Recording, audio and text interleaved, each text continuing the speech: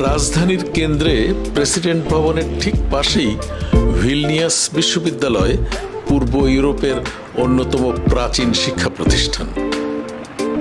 Lithuanian ভাষা সাহিত্য, ইতিহাস এবং গণিত ও জ্যোতির্বিজ্ঞান জগতে অসংখ্য গবেষণার সূত্রপাত এখানেই।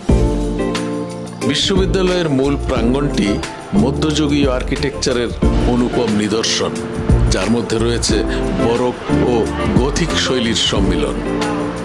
বাংলাদেশ সহ বিশ্বের প্রায় ৭,০০০ শিক্ষার্থী প্রতি বছর এখানে পড়াশোনা করতে আসে। লিথুয়ানিয়ার বিশ্ববিদ্যালয় আন্তর্জাতিক শিক্ষার্থীদের জন্য চালু রেখেছে বিভিন্ন স্কলারশিপ প্রোগ্রাম। আমি অবশ্য ভাবছিলাম অন্য কথা। এখানে প্রেসিডেন্ট ভবনের প্রহরায় পুলিশ বা কোনো অস্ত্রধারী বাহিনী নেই। বিশ্ববিদ্যালয়ের প্রায় ২৫,০০০ শিক্ষার্থী যদি কোনো কারণে ক্ষিপ্ত হয়ে একটা করে ঢিল ছুঁড়ে দেয়, তাহলে রাষ্ট্রপতি মহোদয়ের কি হবে?